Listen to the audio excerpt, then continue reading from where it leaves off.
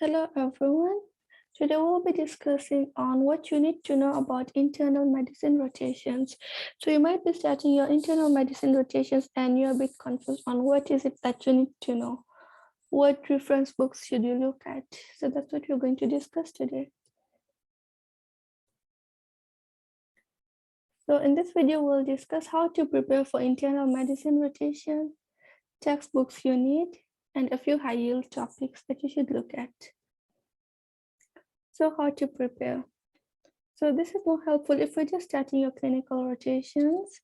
You need to start going to the wards with an open mind. What I mean is be ready to learn from everyone. It could be nurses, fellow classmates, your senior students, and doctors, okay? One thing you need to know is with activities on the wards, do not be afraid to ask for help. You need to know that you will not be right all the time. However, once you do get something wrong, make a conscious effort to go and read about it and not get it wrong again. You're going to notice that some conditions are so common, so the same questions keep getting asked again and again. Try not to fill the same question twice.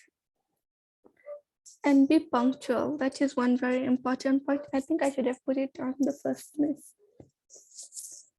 And also, before you start your rotations, please try and go through history and examination of all the system before you start going to the wards, okay? So in this video, I've included some textbooks that you should look at if you want to know about history and examination. And try and watch videos if you feel that might help you, okay? So what textbooks you can use to read about history and examination? So there's Hutchinson's Clinical Methods and McLeod's Clinical Examination. So both of them are really good. I've gone through both of them. However, I think the one that I preferred was Hutchinson's Clinical Methods. So textbooks you'll need. It's preferable if you have it in hard copy. However, if you have it in soft copy, that will work too. This is basically just Kumar and Clark's Clinical Medicine.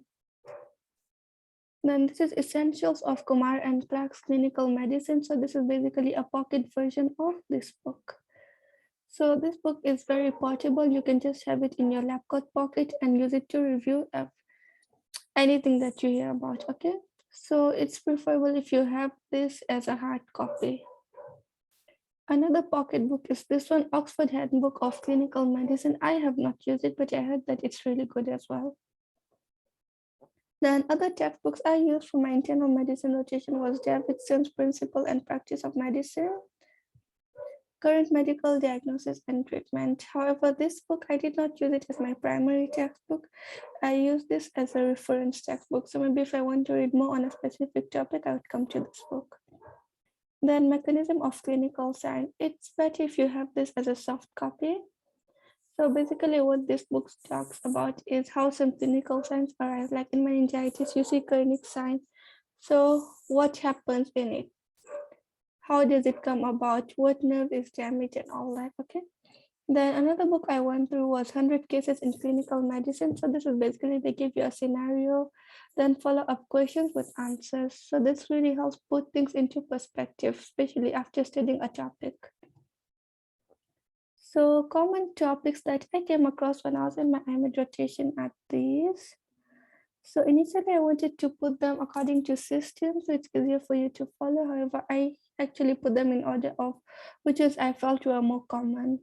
So the ones that are on this slide were definitely more common than these ones, but however, these were also quite common.